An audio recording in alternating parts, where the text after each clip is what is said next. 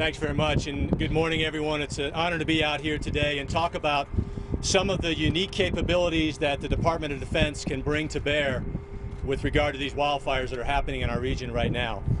Since 1975, the Department of Defense has had an outstanding relationship with our federal partners, both in the Department of the Interior and the Department of Agriculture and the National Interagency Fire Center, to bring to bear some unique, very unique capabilities that the Department of Defense has to offer against these wildfires.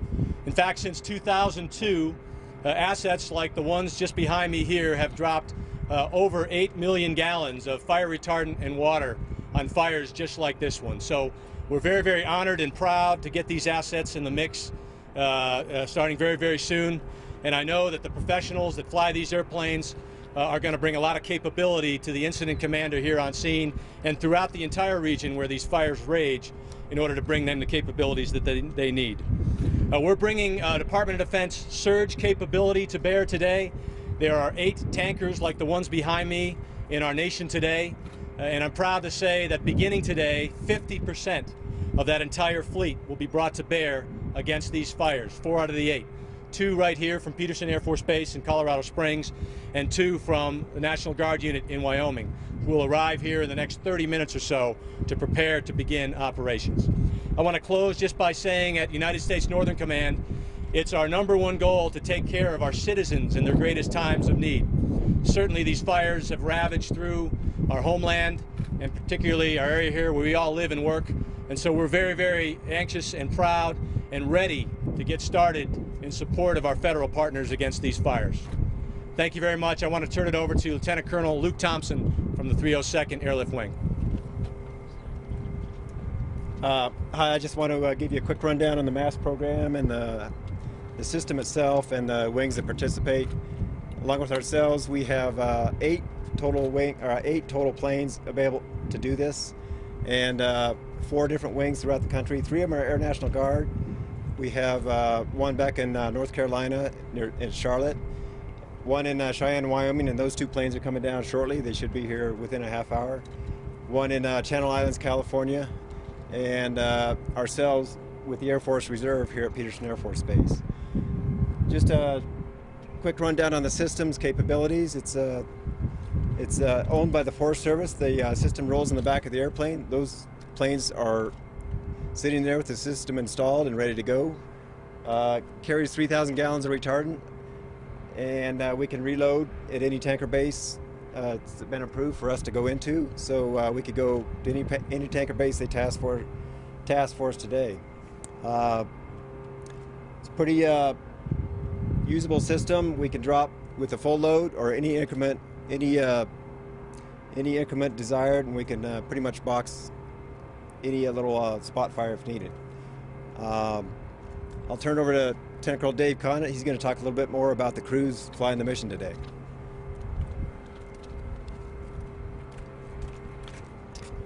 Well, I'm Lieutenant Colonel Dave Condit with the 302nd Airlift Wing. A little bit about what you can expect to see once we launch. The crews will sit at the aircraft on alert, awaiting a launch order. We're not the ones that dispatch to a fire, so we're not like immediate responders. We'll wait, we'll maintain readiness, and once we get that order saying the incident commander would like us on scene, our crews will load and launch as quickly as possible. Usually you're looking at about 15 minutes at the time we've been requested. We also have the capability, what you'll see later today is some pits set up here with retardant mixing capability.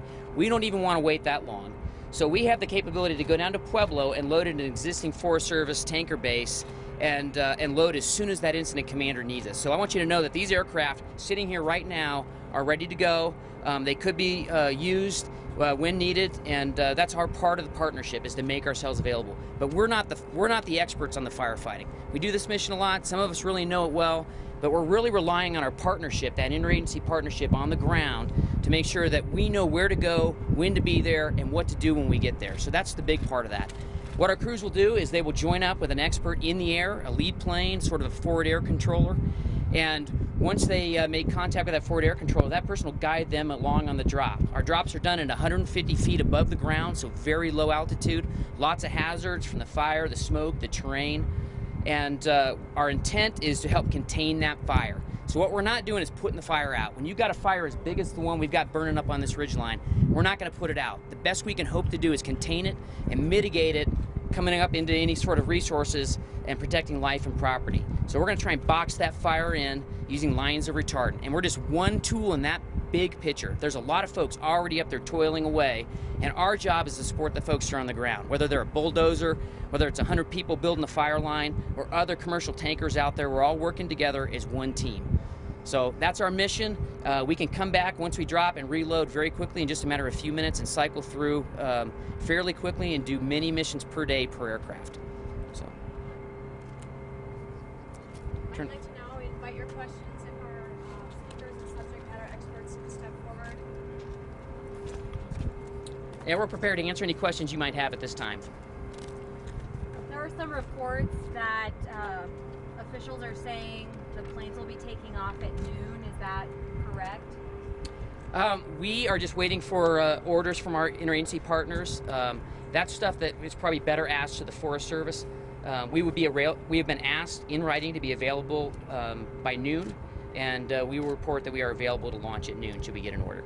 Let me address that a little bit. I'm Terry McCann, representing the Rocky Mountain Area Coordination Center in the U.S. Forest Service. First, let me say we are really excited to have the MAFFS in operation to add to our, as was indicated before, to our toolbox here. Regarding your specific question, we have 4 heavy air tankers, which these are heavy air tankers as well. 4 heavy air tankers that are currently supporting and flying in support of the Waldo Canyon fire. The MAFFS aircraft will be put into the mix.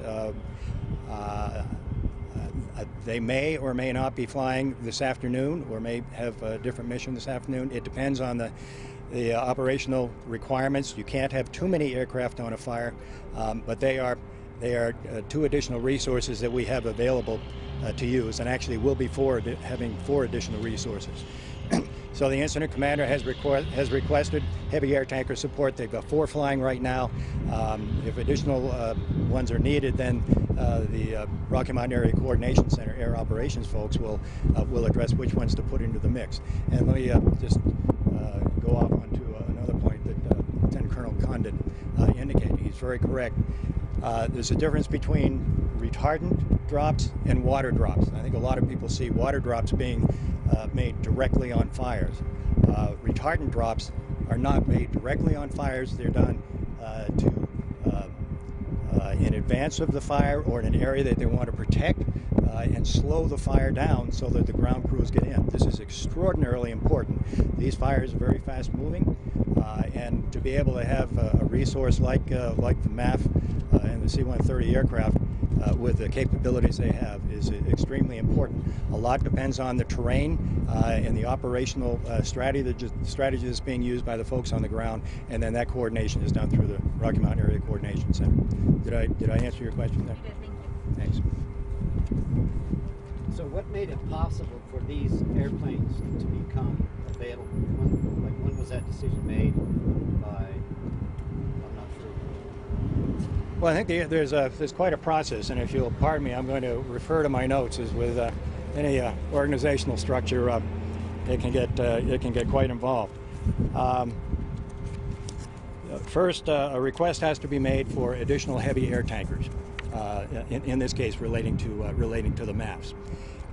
The first obligation, the requirement for MAFFS, is that all commercial or contracted heavy air tankers have to be completely utilized, or none others are available before the MAFFS can be called in.